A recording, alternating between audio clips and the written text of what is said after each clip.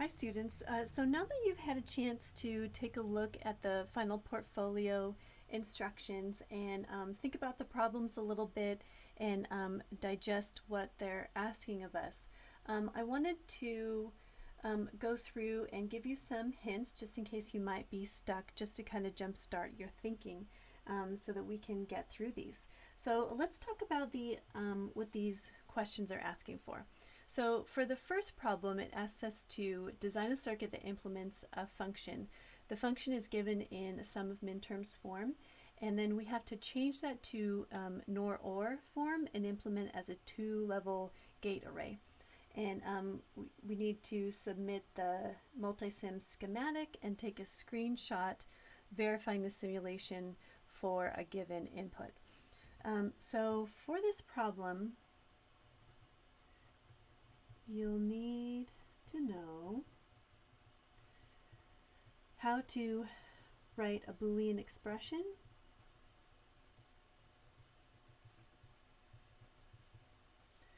from a sum of min-terms. So min-term form is some list like this. So once you have this Boolean expression, then you're going to use De Morgan's to change this Boolean expression to NOR/OR form.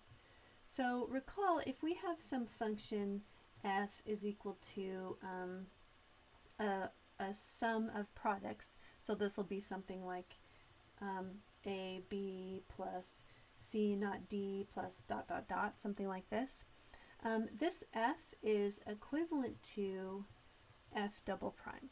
So that means that if we can get our original function is equal to our original function complemented twice, then we can complement whatever is on the right hand side of this 2 times. And now we've got some complements that we get to use with De Morgan's. We can use this inner complement and this outer complement to change this to be in NOR/OR form. So NOR/OR form is going to have some terms that are NORed, right? So this is OR, knotted. And then some other terms that are NORed, dot, dot, dot. And then all of these terms are going to be ORed together, okay? So this here is NOR/OR form because the first level of gates are going to be NOR gates. Those results are then going to be ORed together. So the way that you turn your function into NOR/OR form is to use De Morgan's. And you can use as many of these complements as you need. Just remember that if you're going to add in new ones, it has to be in groups of 2. That way you're not changing your original function. So hopefully that's enough to get you started on that one. Now for number 2 is asking us to design a circuit that uses multiplexers to perform 2's complement. So this problem is actually going to be almost exactly like the one we did in Lab 5. So in Lab 5, we were asked to implement a function using a multiplexer. And if you remember, we had some inputs. I'll just say recall from Lab 5 on multiplexers. We had inputs x, and then let's say we had to implement the function, for example, 2x, and this would just be whatever our input is times 2, and then we ended up with some outputs here for our function, right? So whatever these were, 0, 1, 1, 1, 1, 0, something like that. And then we split these things up, right? We made a partition of all the outputs. And then we figured out how can we make this from the particular inputs. So our input x might be in the form, for this case, our inputs are going to be a 3-bit binary number. So our inputs will be A, B, and C.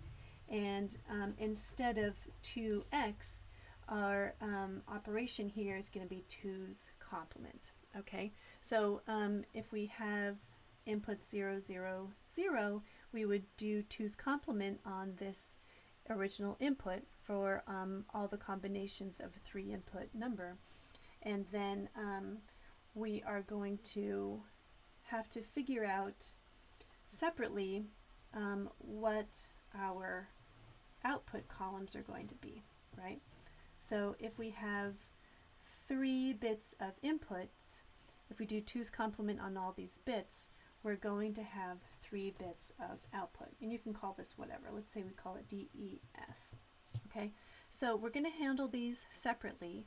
You're going to want to probably do another partition of your bits like that so that you can figure out what how you can use the inputs to make the outputs. And then these are going to go in as select lines to our multiplexer.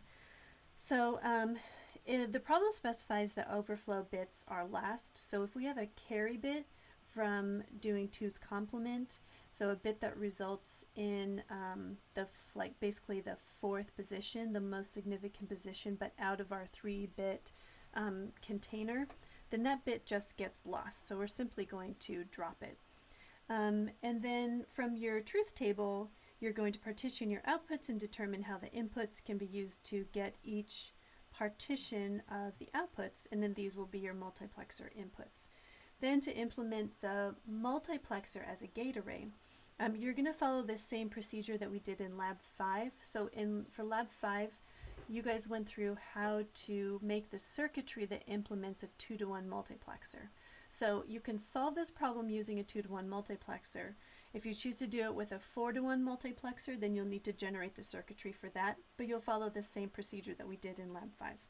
So hopefully that's enough to kind of get you started on that. Let me know if you have any questions about this. It's very similar to the lab, but the function's different. It's not multiplying. It's not a mathematical function like 3 times x. It's 2's complement. Okay, great. So then the next one for 3. Number 3, this problem requires you to understand how many bits are required to contain a span of all possible 2-bit octal numbers. So if we're converting from octal to binary and then to decimal, basically, right? So the first layer of this is going to be the encoder. And the encoder is going to take an octal input and it's going to encode it into binary. And then that binary is going to be the input to our decoder step. And out is going to come our decimal equivalent. Okay, so in this problem we're only asked to make the block diagram, but it says that we need to clearly state the number of input-output lines. So it's like an encoder decoder question, kind of also including a little bit of number conversion. So for the octal input, this is going to be a 2-bit octal number. So if we have a 2-bit octal number, so basically we have 2 containers to put an octal number. You guys remember that the range for octal is 0 to 7, right? So the smallest octal number we could get would be 00. The biggest octal number we could put in here is 77, right? So if we wanted to encode all the way up any number between 00 and 77 in octal into the encoder, if we were doing this in decimal like we did in the lecture videos, we would need an input for every single one of those numbers, right? So if I'm okay if you guys want to just put in here that this is octal 0 and this is octal 1. To be consistent, you can say this is octal 0, octal 1, ... to however many octal digits you're going to need, right? So I'll leave that to you to figure out how many octal digits you would need in order to span up to octal 77. And the answer is not 77, so there's a hint.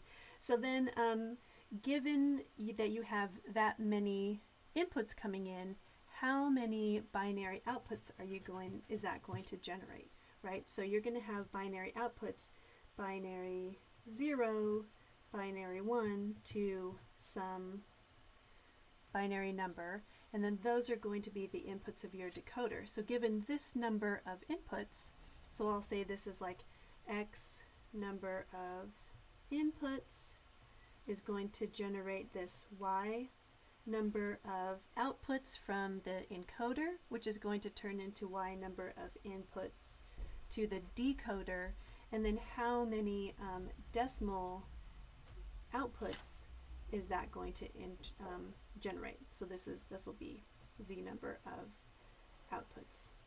Okay, so here's enough to get you started. This is basically the skeleton of the block diagram for you, and then you guys need to figure out how many this should be, how many this should be, how many this should be. Okay, so you don't have to do any schematics for this. If you end up with a number like 200, you don't have to write out all 200. Just say 0, 1, dot, dot, dot, and then 200 or 199 or whatever, like that.